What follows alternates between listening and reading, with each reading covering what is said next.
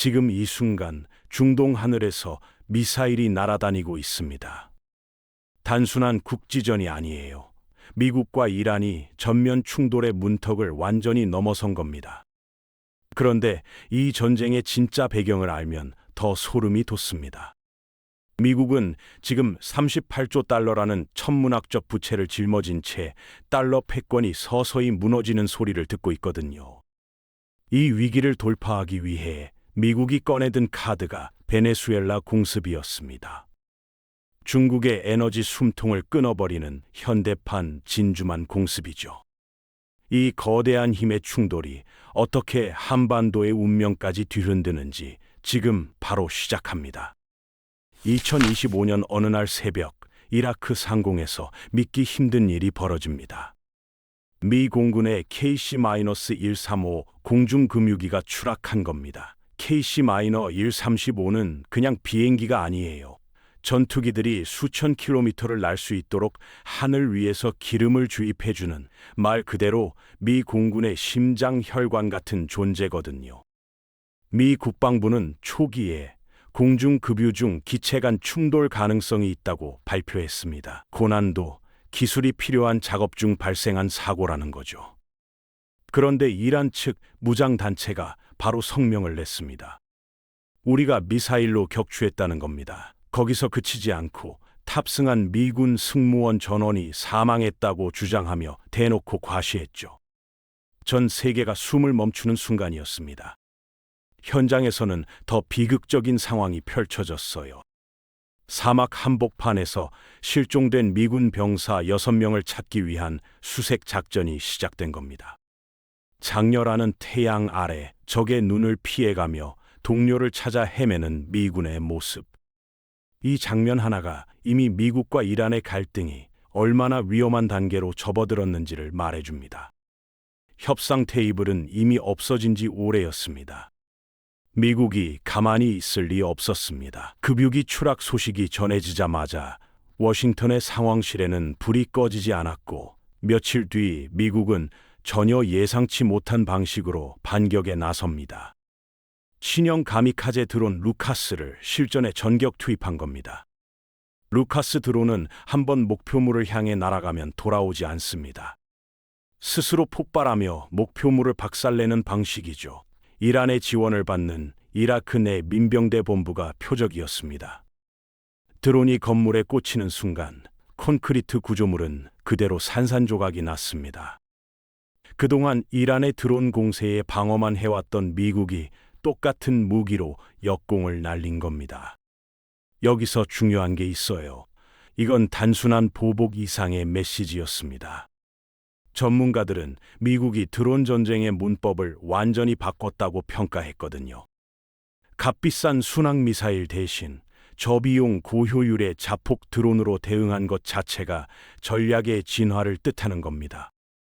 그리고 이 공격을 기점으로 중동 내 친이란 세력에 대한 미국의 타격이 본격화됩니다. 판이 완전히 달라진 거죠. 미국이 드론으로 역공을 날리자 이란도 가만히 앉아 있지 않았습니다. 이란 혁명수비대는 바레인에 위치한 미 해군 제5함대 사령부를 향해 대규모 복합 공격을 퍼부었습니다. 가미카제 드론 수십 대와 탄도미사일을 동시에 섞어 쏘는 교란 작전이었어요. 이 전술이 왜 무서운지 아십니까? 드론은 느리지만 수가 많고 미사일은 빠르지만 궤적이 있습니다. 두 가지를 동시에 쏘면 방어 시스템이 어디에 먼저 반응해야 할지 순간적으로 혼란에 빠지거든요. 마치 여러 방향에서 동시에 달려드는 공격처럼요. 결국 미군의 방어망은 뚫렸고 드론 보관소와 연료 탱크가 화염에 휩싸이며 큰 피해를 입었습니다. 제5함대가 어떤 존재인지 아시면 이번 타격의 의미가 더 크게 느껴집니다.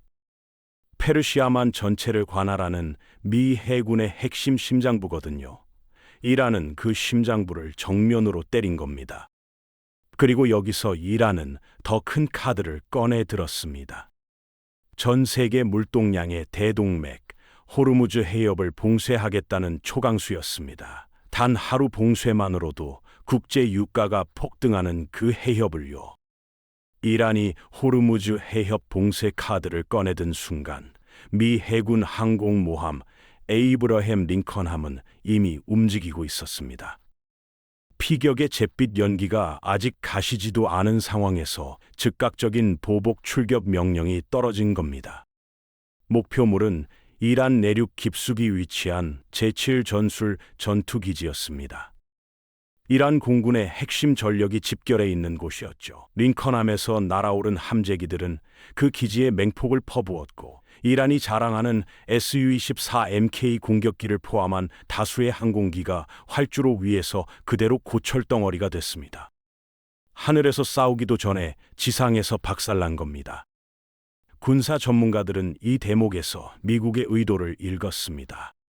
단순한 보복이 아니라 이란이 앞으로 공중 반격을 시도할 수 있는 능력 자체를 원천 차단한 거거든요. 응징이 아니라 무력화였던 셈입니다. 그런데 더 소름 돋는 건 이 모든 일이 불과 24시간 안에 벌어졌다는 겁니다. 급유기 추락, 드론 보복, 함대 피격, 기지 초토화, 중동이라는 거대한 화약고에 불씨가 완전히 떨어진 순간이었습니다. 그렇다면 미국은 왜 중동에서 이란과 충돌하면서 동시에 베네수엘라까지 건드린 걸까요? 단순한 군사적 모험이 아닙니다. 그 뿌리를 따라가면 미국이 처한 아찔한 경제 현실과 맞닿아 있거든요. 지금 미국의 국가 부채는 38조 달러, 우리 돈으로 5경 5천조 원을 넘어섰습니다. 숫자가 너무 커서 실감이 안 나시죠? 이렇게 생각해 보세요. 매년 내야 하는 이자만 1,000조 원이 넘습니다. 국방비보다 이자가 더 많이 나가는 나라가 된 겁니다. 그것도 달러가 기축 통화 지위를 유지하고 있을 때 얘기예요. 만약 달러가 그 지위를 잃는 순간 미국은 이자를 감당하지 못해 사실상 국가 부도 상태에 빠집니다. 그 틈을 중국이 파고들고 있었어요. 위안화를 앞세워 아프리카, 중동, 남미의 자원을 조용히 흡수하면서 미국 패권의 기반을 서서히 갉아먹어 온 거죠. 트럼프 행정부는 결단을 내렸습니다. 중국과 정면 경쟁하는 대신 중국의 아킬레스건을 끊어버리기로 한 겁니다. 그 아킬레스건이 바로 에너지였고 그 에너지의 핵심 공급지가 베네수엘라였습니다.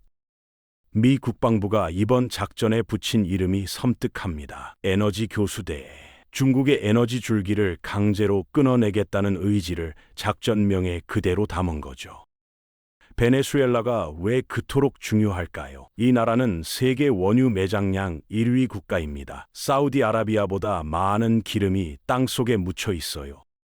중국은 이 사실을 20년 전부터 알고 있었습니다. 그래서 마두로 정권에 무려 140조 원을 투자하며 조용히 베네수엘라를 자국의 에너지 식민지로 만들어 왔거든요.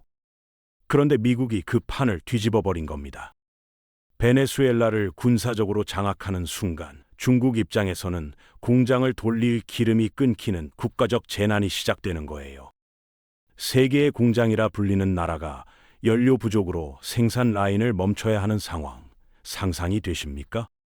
더 교묘한 건 여기서 끝이 아니라는 겁니다. 유가가 폭락하면 석유 판매 대금으로 우크라이나 전쟁을 치르고 있는 러시아의 푸틴도 동시에 치명상을 입습니다. 미국은 총 한 발 쏘지 않고 에너지 가격이라는 경제 무기 하나로 중국과 러시아를 동시에 옥죄는 전략을 구사하고 있는 겁니다. 역사를 조금 아시는 분들은 지금 이 상황이 어디선가 본 듯한 느낌이 드실 겁니다. 1941년 미국은 일본 제국의 팽창을 막기 위해 석유와 철강 수출을 전면 차단했습니다. 미국, 영국, 중국, 네덜란드가 참여한 이른바 ABCD 포위망이었죠. 에너지를 잃은 일본은 결국 벼랑 끝에서 진주만 공습이라는 도박을 선택했습니다. 지금 중국이 그 일본의 자리에 서 있습니다. 에너지 수입의 55%가 차단될 위기에 처한 중국은 어떤 선택을 할까요? 냉정하게 계산해보면 답이 나옵니다. 에너지 없이는 경제가 멈추고 경제가 멈추면 공산당 체제가 흔들립니다. 시진핑 입장에서는 체제 생존을 위해 이판사판의 승부수를 던질 수밖에 없어요. 전문가들은 이미 중국의 대만 침공을 만약이 아닌 언제의 문제로 보고 있습니다. 그리고 그 불꽃이 튀는 순간 불길이 번질 곳은 필연적으로 대만과 한반도입니다. 지리적으로도 전략적으로도 피할 수 없는 구조거든요. 인류 역사상 가장 위험한 순간의 입구에 우리가 서 있습니다. 한반도의 안보 위협은 지금 이 순간 그 어느 때보다 높은 수위를 가리키고 있습니다. 그렇다면 이 거대한 위기 속에서 대한민국은 어디에 서 있을까요? 놀랍게도 미국이 가장 절실하게 찾는 파트너가 바로 우리입니다. 미국의 군수 현실은 생각보다 훨씬 심각합니다. 한때 세계 최강을 자랑하던 미국의 조선업은 사실상 붕괴 수준이에요. 탄약 생산 라인도 수십 년간 줄어들면서 지금은 우크라이나에 포탄을 대주는 것조차 버거운 상황이 됐거든요. 세계 최강 군사 대국이 정작 전쟁이 길어지면 탄약이 바닥나는 아이러니한 상황에 처한 겁니다. 여기서 등장하는 게 한국입니다. HD 현대중공업과 하나오션이 이끄는 한국의 조선 인프라는 현재 세계 어느 나라도 따라오지 못하는 수준이에요. 미 해군이 태평양과 인도양에서 중국을 막으려면 함정의 수리와 건조를 빠르게 해줄 파트너가 절대적으로 필요한데 그 능력을 가진 나라가 지금 지구상에서 한국뿐이라는 겁니다. 과거 6.25 전쟁 때 미국의 원조로 겨우 버텼던 나라가 이제는 미국의 패권 유지를 위한 생명줄 역할을 하는 단계로 격상됐습니다. 단순한 동맹을 넘어 미국이 없으면 안 되는 전략적 파트너가 된 거죠. 한국이 단순히 배만 잘 만드는 나라였다면 이 정도 대접은 받지 못했을 겁니다. 진짜 이유는 따로 있어요. 한국은 실전에서 증명된 무기를 가진 나라거든요. 우크라이나 전쟁은 전 세계 방산업계의 일종의 생중계 시험장이 됐습니다. 그 전장에서 K-9 자주포는 놀라운 내구성과 정확도로 세계의 이목을 끌었고 천궁2 미사일 방어 체계는 실전 환경에서 그 성능을 검증받았습니다. 카탈로그 숫자가 아닌 진짜 전쟁터에서 살아남은 무기라는 증명이죠. 그 신뢰는 돈으로 살 수 없는 겁니다. 더 주목해야 할 사실이 있습니다. 한국은 미국조차 보유하지 못한 특정 재래식 전력과 미사일 전력을 국산화하는 데 성공했어요. 수십 년간 북한의 위협 속에서 절박하게 개발해온 기술들이 어느 순간 세계 최고 수준에 올라선 겁니다. 생존의 절박함이 만들어낸 역설적인 결과죠. 만약 북한이 중국의 사주를 받아 도발에 나서는 상황이 온다면 그 도발을 즉각적으로 분쇄할 화력을 갖춘 나라도 한국뿐입니다. 한국의 기술력과 국방력은 이제 단순히 자국을 지키는 수단을 넘어 흔들리는 세계 질서의 균형을 맞추는 핵심 열쇠가 되었습니다. 위기와 기회는 늘 같은 얼굴로 찾아옵니다. 트럼프의 이 거대한 도박이 한국에게는 두 가지 얼굴로 동시에 다가오고 있거든요. 한쪽 얼굴은 위협입니다. 중국이 에너지 포위망에 몰려 극단적 선택을 할수록 그 충격파가 가장 먼저 튀는 곳이 한반도니까요. 휴전선 넘어 북한이 중국의 교사를 받아 움직이기 시작한다면 2026년의 한반도는 순식간에 세계에서 가장 뜨거운 화약고가 될 수 있습니다. 그런데 다른 쪽 얼굴은 기회입니다.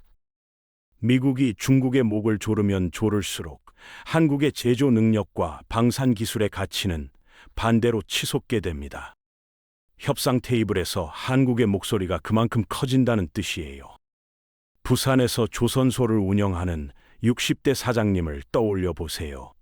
평생 미국 눈치, 중국 눈치 보며 살았는데 이제는 미국 해군이 먼저 손을 내미는 시대가 온 겁니다. 이게 단순한 비유가 아니에요. 지금 실제로 벌어지고 있는 현실입니다. 우리는 더 이상 강대국의 틈바구니에서 눈치를 보는 약소국이 아닙니다. 세계 질서의 캐스팅 보트를 쥔 나라가 됐어요. 다가오는 거대한 파도 앞에서 냉철하게 국익을 챙기는 전략적 유연성, 지금 우리에게 가장 필요한 자세입니다. 트럼프는 지금 평화를 말하지 않습니다. 미국의 생존을 위해 힘의 논리를 가동하고 있을 뿐이에요. 그 힘의 논리가 충돌하는 정중앙에 작지만 결코 작지 않은 나라 대한민국이 서 있습니다. 우리의 기술이 곧 국격이고 우리의 국방력이 곧 협상력입니다. 앞으로 중동과 한반도를 둘러싼 정세는 더욱 빠르게 변할 겁니다. 다음 영상에서도 누구보다 빠르고 냉철한 분석으로 찾아뵙겠습니다.